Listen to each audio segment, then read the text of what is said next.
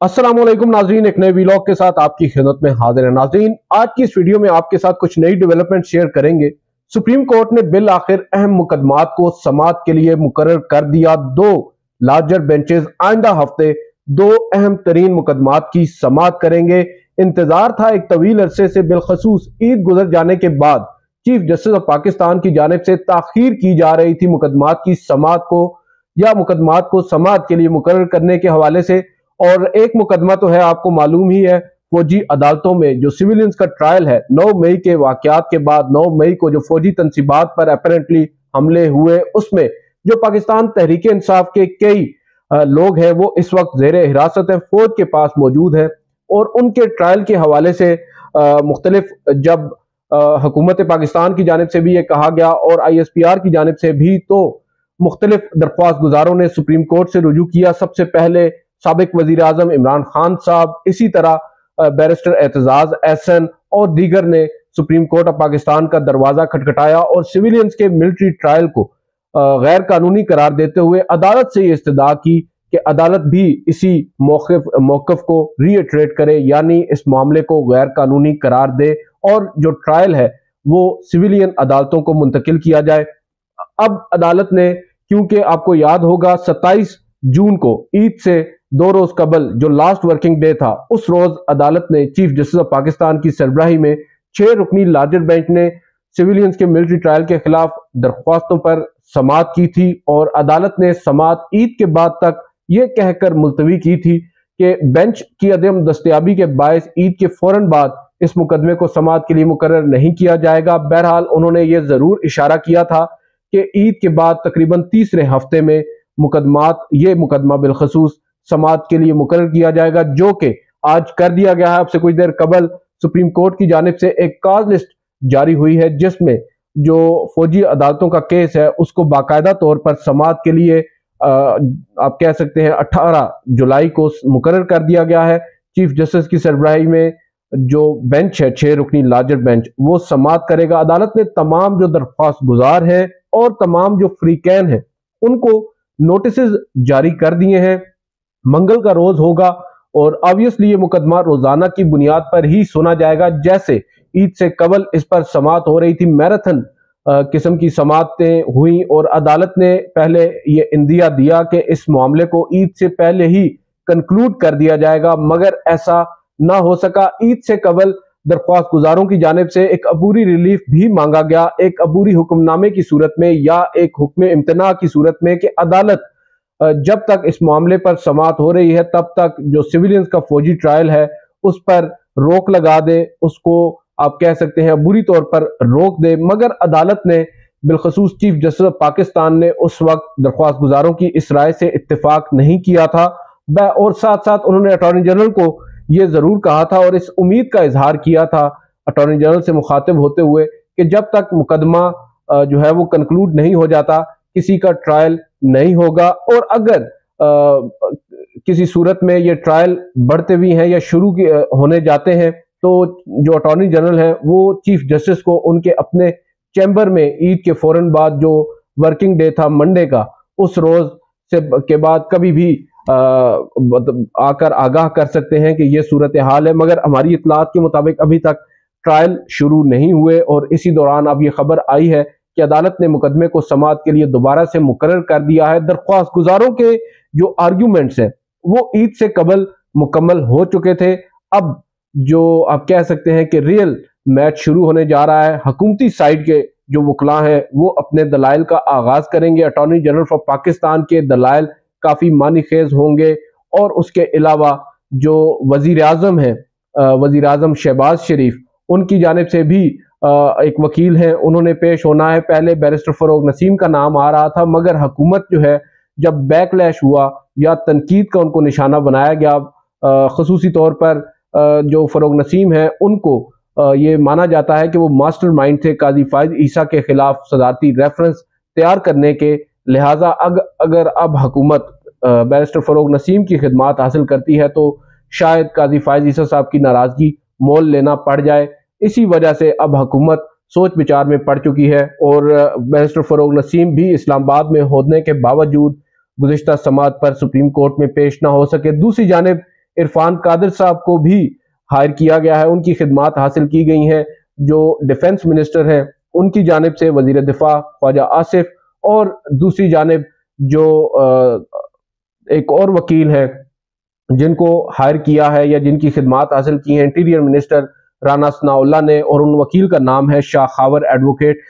تینوں ہی سینئر ترین وکلاء ہیں اور ان کے آرگیومنٹس بھی بڑے سگنیفیکنس ان کی ہے، اور اس کیس کے اندر بالخصوص جو سویلینز کا ٹرائل ہے ملٹری کورٹس کے اندر، اس کو بہت سے لوگ بالخصوص جو حکومتی مختلف لیگل مائنڈز ہیں وہ بھی نجی محفلوں میں درست نہیں تصور کرتے، تاہم اب ان کی جو لائن ہے وہ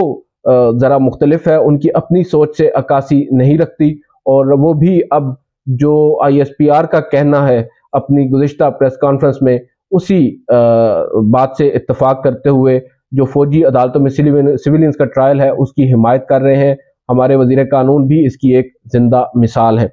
یہ ایک مقدمہ ہے جو اب طے کرے گا آئندہ معاملات کس طرف جائیں گے۔ چیف جسٹس آف پاکستان متعدد کنٹروورسیز میں گھرے ہوئے ہیں، اور اب ایک طویل عرصے کے بعد انہوں نے اس مقدمے کو سماعت کے لیے مقرر تو کیا ہے، اب دیکھتے ہیں اس کا نتیجہ کیا نکلتا ہے۔ اس کے ساتھ ساتھ ایک اور بڑی خبر یہ ہے کہ عدالت نے بالآخر supreme Court practice and procedure act 2023 کے خلاف دائر جو متعدد درخواستیں تھیں ان کو بھی سماعت کے لیے مقرر کر دیا ہے، اور اس ایک قانون کی وجہ سے اس وقت سپریم کورٹ میں بھی ہمیں تفریق نظر آ رہی ہے۔ جسٹس قاضی فائز عیسیٰ ہوں یا جسٹس سردار طارق مسعود ہوں یا ایون جسٹس منصور علی شاہ بھی اپنی اس قانون کے جو معطل کیا گیا ہے سپریم کورٹ کی جانب سے اس پر اپنا جو تشویش ہے اس کا اظہار کر چکے ہیں، مگر دو سینئر ترین ججز قاضی فائز عیسیٰ اور سردار طارق مسعود تو باقاعدہ طور پر اس قانون کو جواز بنا کر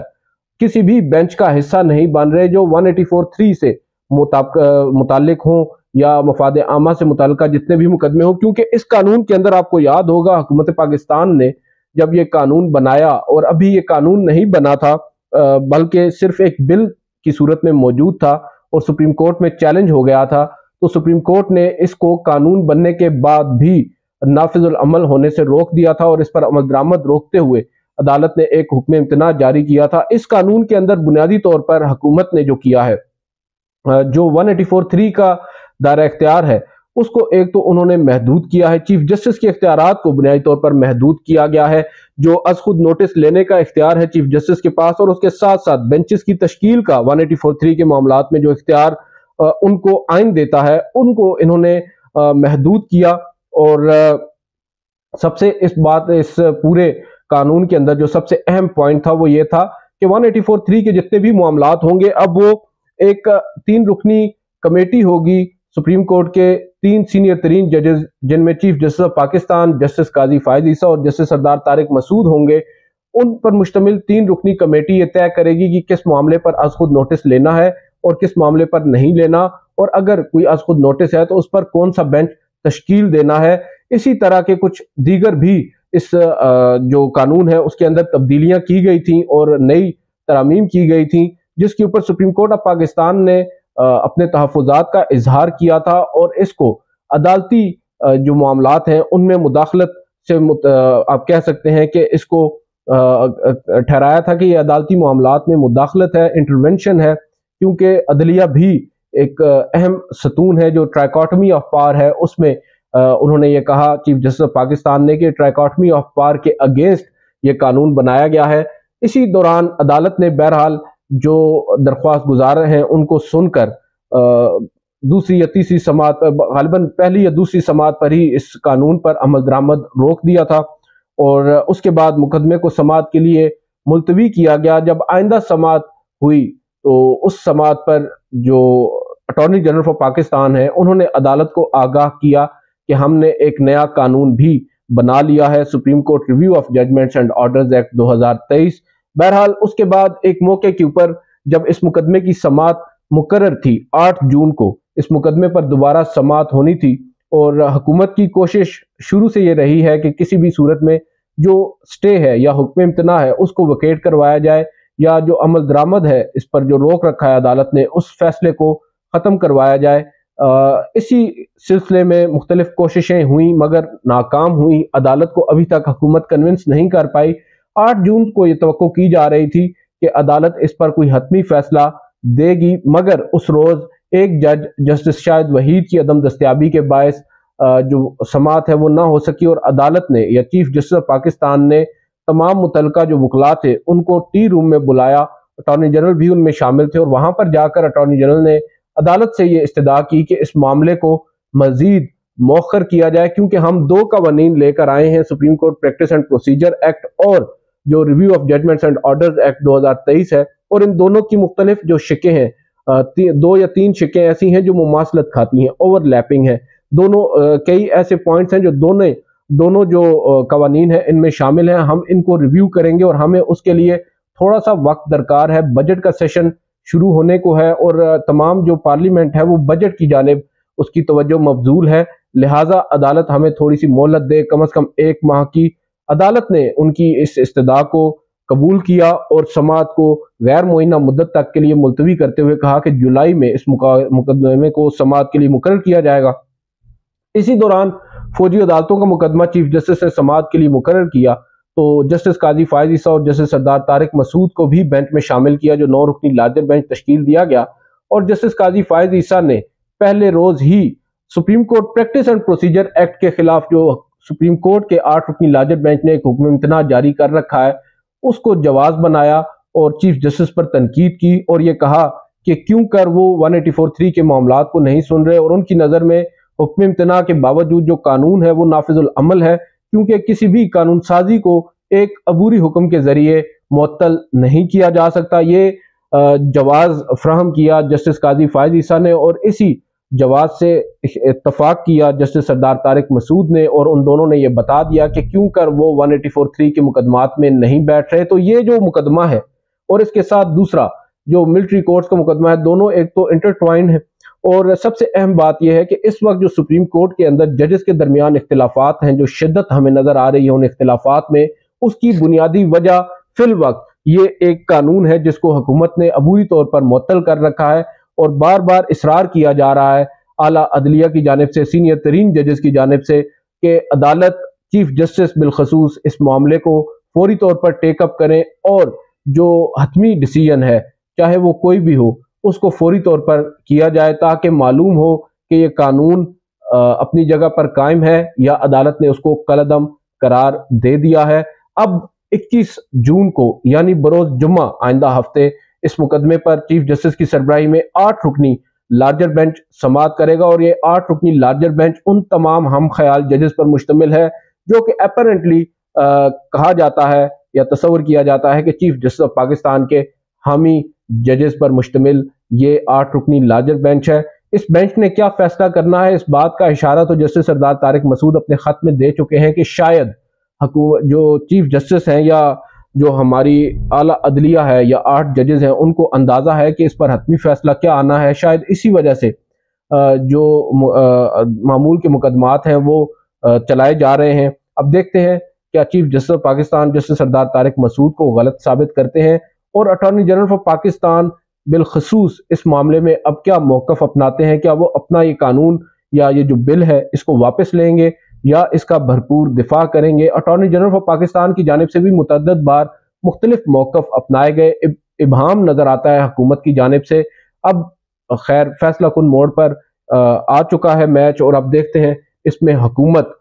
کیسے اس معاملے کو آگے لے کر چلتی ہے. آئندہ ہفتہ کافی زیادہ ہنگامہ خیز ہونے جا رہا ہے. آج کی اس ویڈیو سے اتنا ہی، اجازت دیجیے، اللہ حافظ.